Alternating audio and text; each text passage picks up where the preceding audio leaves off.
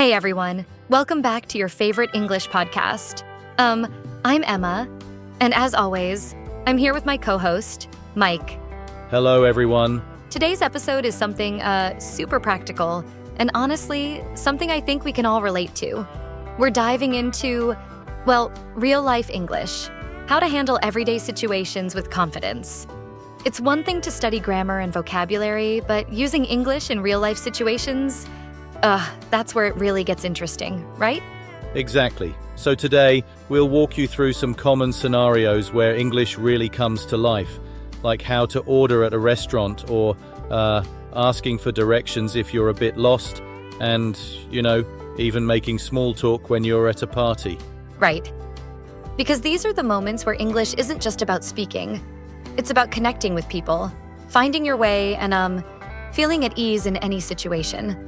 By the end, we hope you'll have the phrases, tips, and the confidence to start using English in a way that feels natural to you. And hey, remember, it's okay if it feels a little awkward at first. The more you practice in these real-life settings, the more natural it'll feel. All right, let's get into it. So, before we dive into specific situations, let's talk about what we mean when we say real-life scenarios and why they're so important for learning English. Why real-life scenarios matter. Yeah, because, let's be real. Language isn't just about textbooks and perfect sentences. Real-life scenarios are those everyday moments where you're actually using English, not just practicing it. It's when you're out and about to engage with people, basically where the language comes alive. Exactly. It's about using English naturally in situations where things aren't always predictable. When you're in these moments, you need more than just vocabulary. You need the confidence to respond to the unexpected and adapt to what's happening around you. And honestly, it's these little interactions that really make you feel, fluent. I remember when I was trying to pick up a bit of Spanish. I'd study all these phrases, but the first time I tried ordering in Spanish at a cafe, I just, completely froze. Same here. When I was in France, I had all the phrases memorized. But when I actually had to ask for directions, let's say it didn't go quite as planned.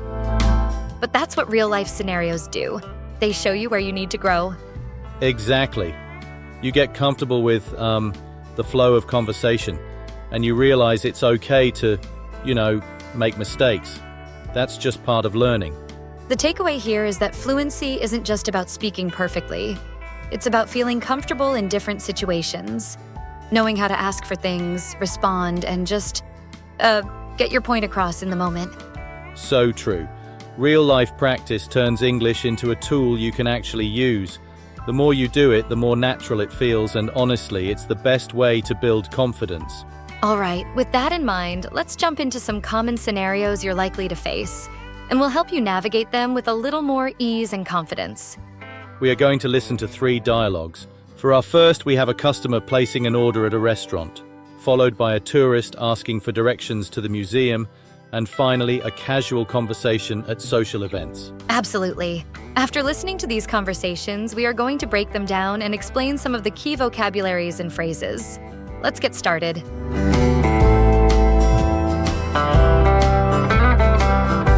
Real-life scenarios and how to navigate them. Scenario 1. Ordering at a restaurant. Hi there. Welcome to Urban Bites. Are you ready to order, or do you need a few more minutes? I think I'm ready. I'll have the chicken Caesar salad, please. Sure. Would you like any dressing on the side, or should I mix it in? I'm always bad with decisions like this. But let's go with the dressing on the side. No problem at all, and would you like a drink with that? Yes, I'll have an iced tea, thanks.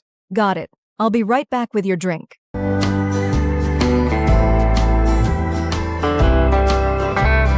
Scenario 2. Asking for directions. Excuse me, sorry to bother you, but can you help me find the City Museum? Of course, no problem. Just head straight down this street for about 3 blocks. Then you'll see a big fountain. The museum is right behind it. Oh, great. So, 3 blocks, and then look for the fountain, right? Yep, that's right. You can't miss it. Thanks so much. I, wasn't sure which way to go. Happy to help. Enjoy your visit.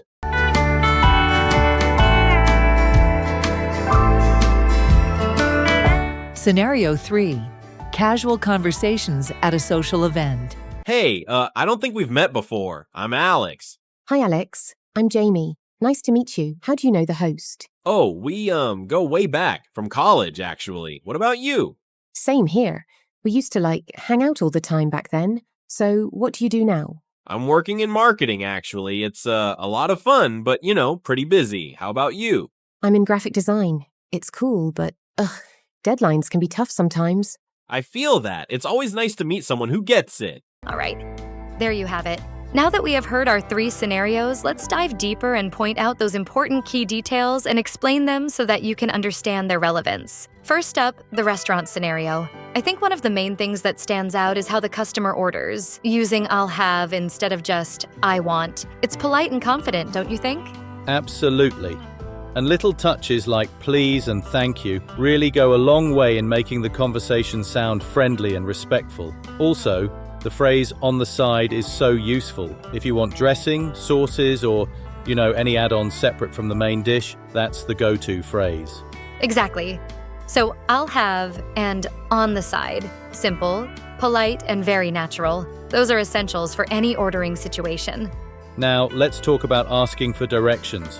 Right away, the tourist starts with, excuse me, and sorry to bother you. It's small, but those phrases set the tone, showing respect and making the person feel more open to helping. Yes. It's like you're acknowledging that, you're interrupting them in a way. And using simple, clear directions like head straight and 3 blocks makes it easier to follow. That phrase, behind the fountain, is also helpful. Using specific landmarks can really help guide someone. Good point. And wrapping up with thank you just keeps the interaction positive. So phrases like, excuse me, sorry to bother you, and then thanking them at the end. It's all about politeness and clarity.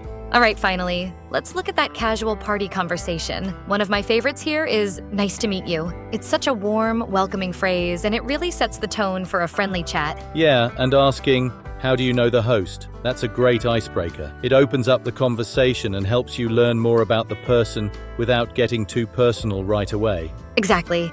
And phrases like I feel that, they make the conversation flow naturally. It shows empathy and connection without needing to say too much. So, overall, using phrases like nice to meet you, asking open questions, and showing empathy with responses like I feel that, these are all small ways to keep a conversation going and make it feel easy.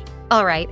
So now that we've walked through some real-life scenarios, let's talk about how to make these phrases sound more natural, like how a native speaker might say them. Tips for sounding natural in English. Yeah, because sometimes it's not just what you say, but how you say it that really matters. For example, intonation, which is, the rise and fall of your voice, can make your sentences sound more engaging and less robotic. Exactly. Like when you're ordering in a cafe, instead of saying, I would like an iced coffee in a monotone, you could try, I'd like an iced coffee, please. Notice how my voice goes up slightly at the end? It sounds more friendly and polite. Another big one is a connected speech. That's when words kind of blend together. So instead of saying, I am going to go to the store, you could say, I'm going to go to the store. Gonna is a relaxed way of saying going to, and it flows better in casual conversation. Yes, and using fillers like, or can make you sound more natural too. So if you're at a party and meeting someone new, instead of jumping right in with, hello, my name is Alex, you might say, hi, I don't think we've met before. I'm Alex. It sounds more conversational. And contractions are another huge part of casual English. Instead of saying, I will have a salad, you'd just say, I'll have a salad. Using contractions like I'll, your, or there makes your sentences feel, smoother. Definitely. So by focusing on an intonation, connected speech, fillers, and contractions, you're not only saying the right things, but saying them in a way that feels more relaxed and authentic. Let's try a quick example. So, in the formal way, you might say, excuse me, could you help me find the museum? But in a more relaxed way, it might sound like, hey, excuse me, could you help me find the museum? Just adding those little pauses and fillers can make a big difference. Absolutely. And remember, it's okay to sound a bit informal in casual settings. it helps make the conversation feel more comfortable for both you and the person you're speaking with. Quick review and vocabulary. Recap. All right, let's do a quick recap of the essential phrases and vocabulary we covered today. These are the phrases that can really help you navigate everyday situations in English. First up, we had the restaurant scenario. Key phrases like "I'll have" for ordering confidently and politely, "on the side" if you want something separate, and of course using "please" and "thank you" to keep the interaction respectful. Yes, and remember, phrases like "can I get" or "I'll go with" are great alternatives to keep things casual but polite. Next, we move to asking for directions. Essential phrases here include "excuse me" and "sorry to bother you" to start the conversation on a friendly note. Then terms like "head straight," 3 blocks, and "behind" for giving or receiving clear directions. Exactly. And don't forget that ending with "thank you" keeps it positive. Plus, using specific landmarks, like in "behind the fountain," makes it easier to understand directions. Finally, we covered the casual conversations at social events. Starting with "nice to meet you" is always friendly, and asking "how do you know the host" is a great way to break the ice. You can also add responses like "I feel that" to show empathy and keep the conversation going. Right.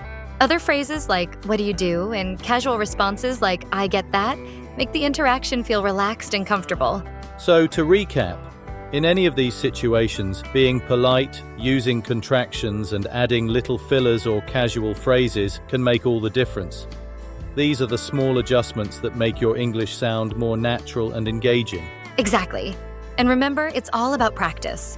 The more you use these phrases, the more comfortable you'll feel using English in real-life situations. All right, everyone. Now it's time for a little challenge.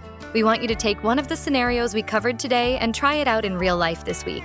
Exactly. You could go to a cafe and order your favorite drink using phrases like "I'll have" or "can I get?" Or maybe you could practice asking for directions or even strike up a conversation at a social gathering. And hey, if you're not ready to try it with strangers just yet, no worries. You can practice with a friend, a family member, or even in front of the mirror. The goal is just to build your confidence. After you try it, take a moment to reflect. How did it feel? Which phrases came naturally? And which ones might need a little more practice? Yes. Notice what felt easy and where you might want to add some practice. The more you notice these little things, the faster you'll improve. And remember, each small interaction brings you one step closer to feeling fluent. And we'd love to hear from you. If you feel comfortable, share your experience with us. Let us know which scenario you chose and how it went. We're here to support you. Thanks so much for tuning in today, everyone. We hope these real-life scenarios and tips help you feel more confident using English in your everyday interactions. Yes, remember, mastering these small everyday moments can make a big difference. When you're comfortable with things like ordering food, asking for directions, or chatting at a party, English becomes a tool you can use anytime, anywhere. Absolutely. And don't forget to practice your challenge for the week. Even a little practice can go a long way in building that natural confidence. If you liked today's episode, don't forget to give it a thumbs up and, hey, maybe even share it with someone who's also learning English. Yes, and we'd love to hear from you. Leave a review in the comments. Let us know which part of the episode was most helpful, or tell us about any topics you'd like us to cover in the future. And of course, make sure to subscribe so you don't miss out on any upcoming episodes. We're here to support you every step of the way. Thanks again for being here with us. Keep practicing, keep speaking, and until next time, remember, every conversation is a step forward. Take care, everyone, and we'll see you soon.